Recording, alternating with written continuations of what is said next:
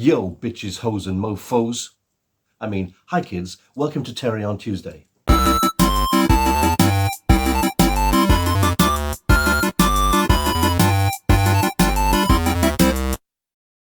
all in my rap regalia for you today.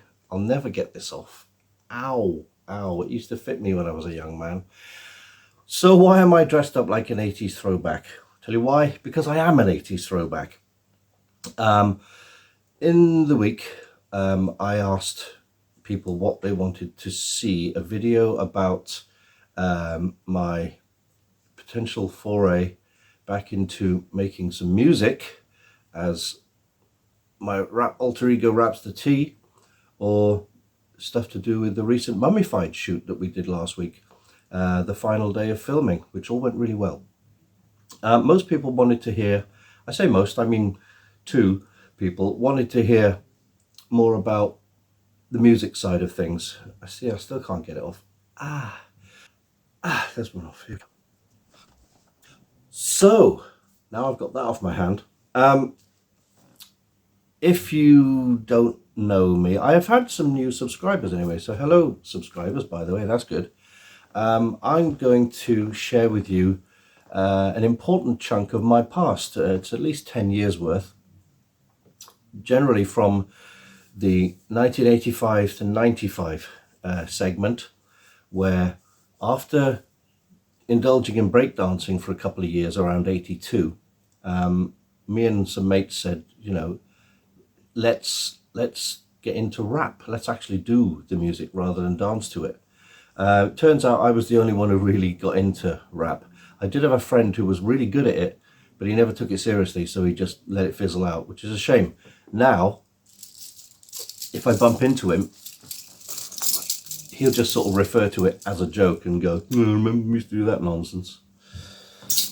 By the way, the Egyptian stuff and the dead mummies next to me are all from the film. I'll tell you about that another time. But currently my place is like a bomb site.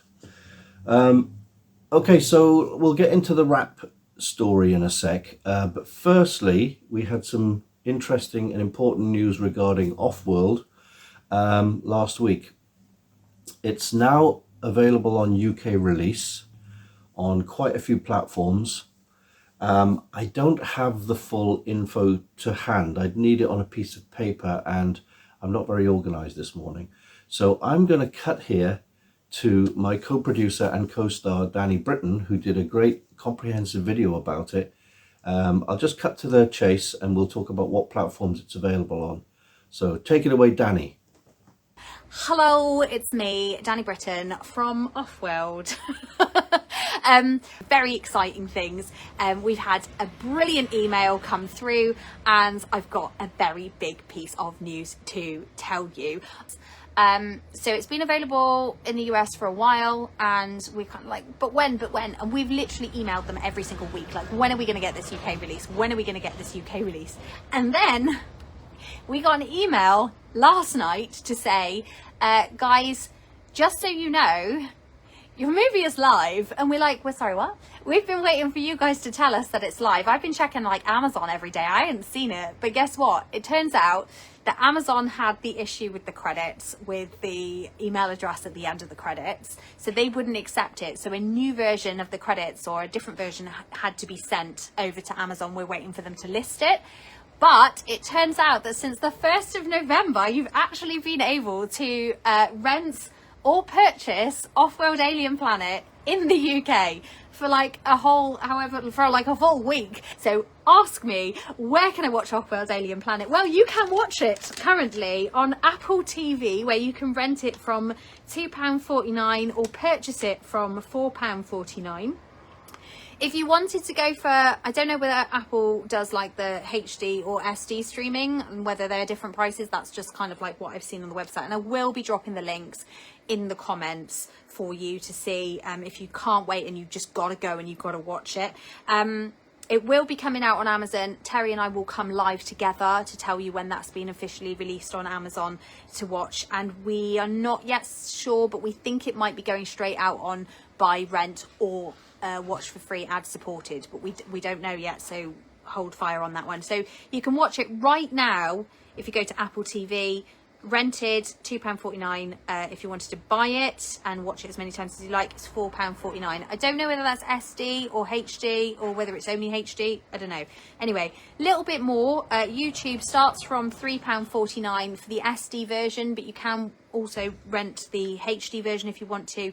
$7.99 for the SD version if you want to buy it. And also available on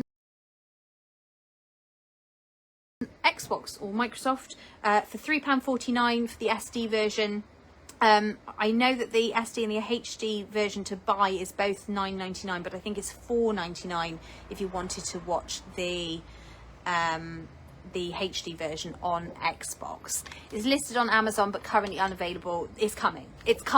Okay, I just don't know whether it's going to be ad supported where you can watch it for free, or whether it's only going to be rental and purchase on Amazon. But no matter, if you want to rent them now, we've got and that placeholder wasn't there yesterday, so that's new, Drew, so we could be expecting it any day now. But it's available now on Apple TV, YouTube and on Xbox as well.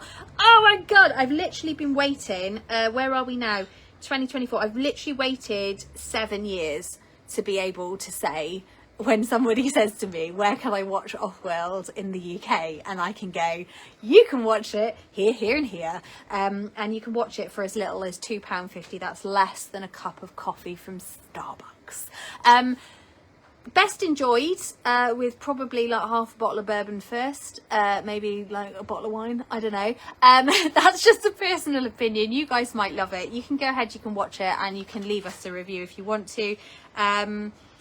Very, very exciting that this has happened. So this is the big news that we've all been waiting for right from the start. Did I ever imagine that you would be able to buy or rent it from Apple? No. Did I ever think it was going to be on YouTube but paid for? Absolutely not. And certainly didn't think that any of you gamers out there would be able to access it on the Xbox. But here we are. It's the 21st century. Very odd things, stranger things have happened. And there we go. YouTube, Apple TV, Xbox, you can officially watch Offworld, Alien Planet. I'll never get used to calling it Offworld, Alien Planet. Offworld, it's still Offworld to me. You can watch Offworld now if you want to. So I'm going to end this live now. I know that I'm going to have the inevitable question about DVDs, so I'm just going to cover that quickly. If you were a backer and you wanted a DVD, or rather it was part of your Kickstarter rewards, don't worry, we are working on it. We've been told that we can't get any of them that aren't region locked available, so we're going to have to do them ourselves, and that's fine because we're allowed to do that for Kickstarter backers. If you joined us after the Kickstarter backer period ended but you still want a DVD, there's very probably no way to do that unless you email us and we can sort you out. We're also working on the Blu-rays as well. We're going to try and get those sorted by the new year. We will need a little bit of help with postage costs because we're not getting any of this money. This is all going back to pay for all of the marketing so far. Once it's out on ad supported, I'm going to ask you guys to just like have it on repeat in the background, so that we can start getting that revenue back in. But we will have to ask you for the postage costs for the DVD, just because we already sent out those Kickstarter rewards. All right, guys, love you loads. Thank you so much for sticking with us as well. I really appreciate it. And if you watch it, let us know what you think, and make sure you go ahead and share this video out to anybody who has been desperate to watch it. But do make sure that you have at least a couple of glasses of wine, because it's best enjoyed then. Bye, everyone. Right, so as you can see there, it's available in various forms and platforms. Now, it's not out on Amazon Prime UK yet, and that's probably my fault, because Amazon has this automated submission system whereby if they see in the end credits of your film an email address or social media or hashtags, it gets rejected. So our distributors have to black them out and resubmit it. So that's going to take a couple of days, but we'll do a live video and tell you when that's available. One thing I do really want to stress: when you rent or buy a VHS video cassette, when you rent or buy a download of Offworld, or Off-World Alien Planet, as it's now called, that money's not going into my pocket. It's not going into Danny's pocket. It's going into the distributor's spend. Basically, it's just like having a record deal. We make the thing, whether it's a record or a movie. The distributors market it and send it out and do all this stuff. And we've got to earn back everything they've spent and pay them off first before we get anything. It may be a long time before we see any money from this film, but we do appreciate downloads and stuff because it helps us get closer to that magical number of 0 where we start earning. We get into the plus column. One thing I will say, when it does come on Amazon, or if you do watch it on any of the other platforms, if there's a section where they want reviews, please leave a review. If you don't like it, probably best to not leave a review, to be honest. No one said it's a great film. No one said it's a massive epic. Remember, it's a very low budget sci-fi film, and it's my first attempt at writing and directing a movie. But that aside, if you do leave a review, that will help the algorithms and everything else. And that's what we want, really. Anyway, let's lose the hat. I'm not well this morning. I think I've got me Christmas cold. So, what can I tell you about hip-hop? I can tell you a lot about hip-hop. I know I'm a very old white man, but I've spent a good few decades being into hip-hop. And some of you know this. A lot of you will know this. And some of you won't know this, especially if you've newly subscribed and you don't know me. But I got into writing and performing rap music around 1985. I think I was 16 at the time. And, it was a case of getting together with cassette decks and record players and stuff, because we didn't have Technics back then. But I did a few spots at the local nightclub in Caerphilly called Club Camelot, which is no longer there. And my sort of trial by fire was basically, we were just in there one night with some mates, and the DJ, Mark the Spark, still going, he said, he announced that there was a girl about to come on stage and rap. It wasn't really a stage, it was just a DJ station, a little booth. And this girl was sort of pushed and shoved and cajoled up to the DJ booth, and then she changed her mind and said she didn't want to do it and ran off, kind of thing. So all my friends said, you do it, you know raps, you can do it. And I was like, well, I will. Next thing I know, I'm standing on stage next to Mark the Spark with a microphone in my hand. And I can't even remember if it was an a cappella or he put some music on, like some beats for me to rap over. But that went down like a house on fire, and I ended up doing that kind of like a residential almost every night I was there. So for a long period, maybe a year, every time I was out for a Saturday night or a Friday night and I was in there, he'd be like, "We've got Raps the Tea in the house," and he'd pull me up on stage. He first called me MC. He asked me what my name was, and because it was so noisy in there, he said, "What's your name?" And I said, "Raps the Tea." And he said, "Ladies and gentlemen, that was MC Rhapsody." I was like, no. Anyway, got a bit of a rep doing that then. It was good fun. Then later on, I decided, instead of doing this solo every night or every weekend, I thought I need to get a group together. So I heard from friends that locally there was a kid who could DJ, and he used to cut and scratch on his mum's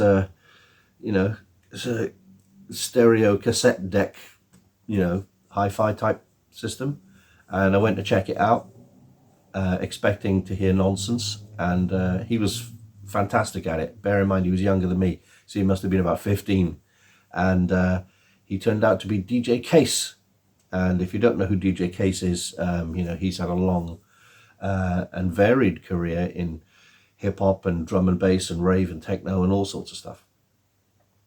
We later on brought in, we went by the name of Too Sharp very briefly, because there was just two of us and we were pretty sharp. And then I said, what I really need is another rapper, because then we can have this Run DMC setup of 2 rappers and a DJ. So we pulled in a friend of mine who later settled on the name of MC Sire. So there was 3 of us for a while, and then because there wasn't 2 of us anymore, we changed our name to Best Shot MCs, which later we dropped the MCs and just called it Best Shot. Now a lot of you are going to be like, aren't Best Shot the 5 people from Cardiff who had their record deal with Dance Energy? Yes, but that was a long time in the future. That was, So coming into the 90s, Best Shot was myself, DJ Case, and MC Sire. And we did some outdoor gigs, and we did some demos, and we did some stuff. We sent tapes around everywhere, always hoping for that elusive record deal, which never came. We did get a few, typed out rejection letters, because things were typed back then. It wasn't email, and there was no MP3s. It was just doing everything on cassette and sending it off in the post. Anyway, around the early 90s, we did less and less and less. I will spare you the long story of how we almost got a record deal with Sony, but basically Sony decided they liked the sound of our song on our demo, and they stole it for themselves. I know that sounds like a big lie, but it's the truth, and I'll explain this in another video one day. It's too long to talk about now. Also, the fact that I nearly ended up as a rapper on a Kylie Minogue single, and if you're on my Instagram, you can read up about that. I did my best to find out if there's any truth in the story that I was considered for a Kylie Minogue single, and the honest truth is the guy who was responsible for getting my hopes up he says it sounds plausible, but he can't remember either. So who knows? Guess we'll never know. Anyway, excuse you what. So Best Shot, as you know it, as many of you will know it, consisted of me, Res Q, Magnum, ESP, and Milky Solo. So we got our record deal in '93 after a competition on BBC Two, the Dance Energy program. They had a competition called Lift Off, where you had to film your own video, and then people would phone up and phone the number on the screen, and whoever gets the most votes wins. And we won. So we had only 2 singles out, but that 2 single career lasted 2 years, because we had the first single, which got to number 91. The first person to play our record was Janice Long, the late Janice Long, who played it on Radio 1 quite late at night. Normski from Dance Energy and Lift Off played our record as well on his show on the radio. And our second single, United Colours, both of these videos are on YouTube, by the way, got to 64 because we'd done a load of gigs by then, and a lot more people heard about us. So we were planning our third gig, our third single, and there was a choice of 2 songs. We changed from one to the other. Then we got the other one that was going to come out got remixed like 3 times, and basically we went off on tour with E17. We toured the UK with E17 as their support act, and the plan was to put the third single out at the end of that tour where everyone would seen us. And we told everyone the single was coming out, and the single didn't come out because the record company have kind of decided, we don't like the sound of the remixes, and we've just basically had enough of you. So we lost our deal, which was crazy, really, because after playing to 100,000 kids on the E17 tour, we would have easily had like a top 40 or something, a decent sized hit. But they refused to put anything out. They didn't even re-release United Colours. They should have. Anyway, so that kind of spelled the end of Best Shot in that lineup. We did basically split up into a couple of different factions. We did some more demos and stuff, but there was no record deal forthcoming. Anyway, everyone's off doing their own sort of thing. Some people are doing music, some people aren't. And even for a while, up to about 95, 96, 97, I did a couple of little demos that I liked the sound of, just solo stuff.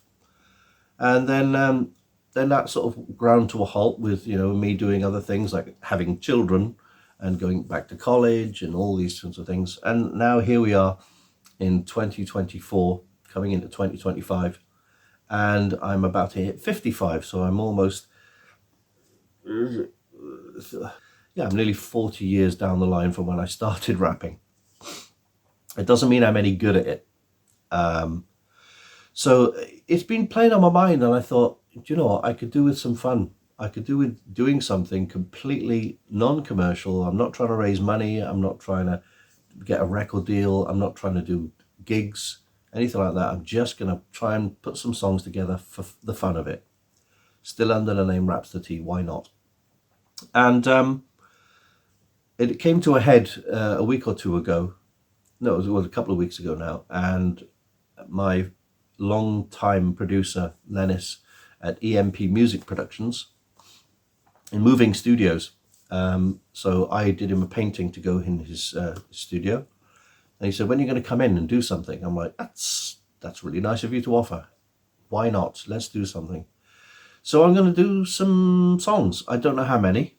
I'd like to do an album, because I've never done an album. I've never done an EP, really. I did a cassette full of demos once, 4 tracks or whatever, but it'd be nice to do an album's worth. But I've written 2 songs so far. I'm not even going to tell you what they are and what they sound like just yet. But what I will say, one of the reasons I haven't done rap for such a long time is because I'm rusty. I'm very rusty. I'm out of date. I'm out of I don't have the skills. I certainly don't have the dexterity, as you can hear by me stuttering and fumbling over words. I'm not as cool as I used to be when it comes to the performance and stuff. And also, I've had a big sort of, you know, when you grow up, you see things differently. When you're a teenager, you know, you can step on stage and say, I'm the baddest MC in the world, and all you suckers are all, yeah, and you can believe all that. And I'm just kind of, not that I'm uncomfortable, but it just seems a bit weird bragging about yourself like you're the best person going, you know, the best human on the planet, like most rappers do, when I'm clearly not. It just feels not dishonest. I mean, it's certainly not true. But I needed something to talk about, and I didn't want to go heavily into politics. And it dawned on me that the one niche that I could fit myself into is what I've always liked about rap and hip hop, is old school. I'm talking, I mean, hip hop was born just about 50 years ago now, 51 years ago, in the Bronx, pioneered by a DJ called Kool Herc, who was basically known to be the first person to use the deck 2 turntables, etc., to keep music going, and have an MC rap over the top of it. So old school for me, old school for a say a Gen Z or a millennial, old school is kind of, you know, the 90s, Public Enemy, you know, NWA. My old school is Grandmaster Flash, Melly Mel, Furious 5, Houdini, Run DMC, Jekyll and Hyde, the Electro albums, all this stuff, all around the time of the sort of, basically the whole of the 80s, sort of going up to about 87 or 88. To me, that's old school. And whereas the rappers and the DJs and the producers of their era would look back at James Brown records from the 40s, 50s and 60s and edit those together into songs, I'm going to look back probably to the 70s, 80s and 70s, and not just, you know, normal music, rock music, pop music, hip hop music, stuff from my youth that a lot of it hasn't been mined for, samples and stuff.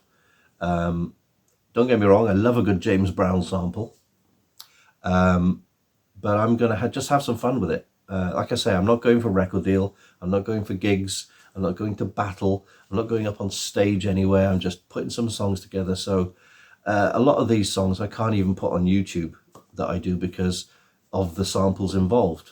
If I was to do, for example, Walk This Way, it would get copyright strike. So maybe I just have to have like CDs or a link where you can listen to them on other places like, I don't think Spotify would allow them, or Bandcamp, to be honest. Maybe I'll just stick them on Facebook because it's a bit easier. Anyway, so that's what I want to do. I want to have some fun with it. I'll tell you now, I'm basically starting from scratch. I mean, I know how to write rhyming poetry. I still have the experience of doing over 100 odd gigs, probably around the 200 mark, if you count all the Best Shot and the stuff I did before Best Shot. But I can't do what most rappers do nowadays, which is that sort of multi rhyming Eminem style stuff. I might be able to do it at some point, but I'm very, very, very rusty. I'm just going to do a lot more simpler stuff, at least for myself, to get back into it and just try and enjoy it. Because if I'm not enjoying it, I'm going to stop. So I'm just going to have some fun to begin with and see what I come up with. And it's going to be old school. It's going to feel very retro. And controversially, I've always rapped with an American accent because my speaking voice is not conducive to a decent rap sound. If I try and rap in my, what do you call it, mid-Atlantic or sort of posh-ish London stroke Welsh accent, it doesn't feel right to me. Rap is an American thing, and there are many rappers who rap in their own accents, which is fine. I take my hat off. I've already taken my hat off to you. But it feels uncomfortable to me, and it's a lot of people are critical of British rappers who rap in American accents, but there's lots of British acts that do perform in American accents. Elton John has always sung in an American accent. Mick Jagger, every country and western singer in the UK, I guarantee you they don't sing in their own UK accents. It's a stylistic thing. And, I've heard so many singers singing in American accents. So it doesn't bother me. It's a stylistic choice. And I always felt Rhapsody has an American accent for that reason. It flows better. It's what you expect over a funky beat. So don't have a bash at me for that. I'm doing what I can the best way I can. But I'm looking forward to it. Again, like I say, this is not probably going to be a big venture. It's not going to be making me rich or anything. It's more just a return to the hobby. And if I can share it with you somehow without getting a copyright strike, or even if it's down to the case of, send me a stamped addressed envelope and I'll post you a CD, do that. Or I'll share a 7-second clip on YouTube that doesn't get copyright strike. Who knows? What I'm going to rap about, I'm not sure. It'll be mostly probably feel-good stuff, party stuff. There's going to be a little bit of bragging and boasting in there, but I don't believe any of that. It's just something that they do stylistically, isn't it? Oh, one thing I forgot to say is that I wanted to give a quick shout out to the people in the rap fraternity in Cardiff, who've always shown me a bit of respect and support, namely Johnny B and Keltec, Fordy and Junior Disprol.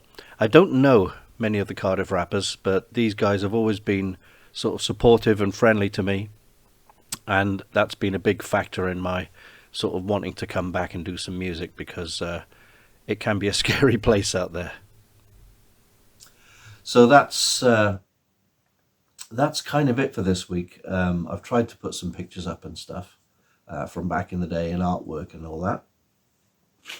I've got now, if I sound a bit bunged up, it's because I've got some kind of cold.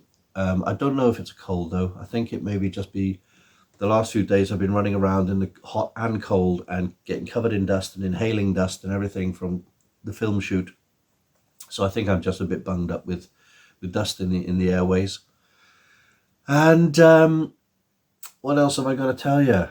Offworld, I've told you, or Danny has told you. We'll let you know what's happening with Amazon Prime.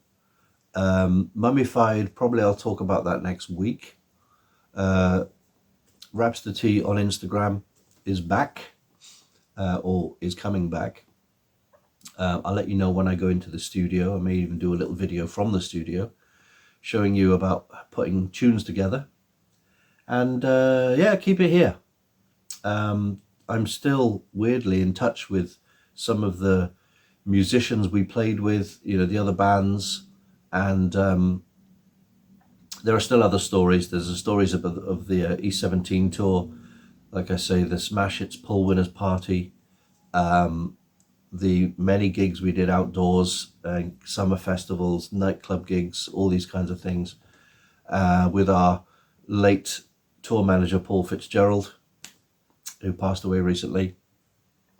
Big shame there, poor chap. And you know, we were managed by a guy who used to work for the BBC, who then after us he managed and put together Steps and Five, and now he works for Simon Cowell. Yeah, there's lots to talk about. This could be a 3-hour video, so I'm going to spare you all the anecdotes for now. And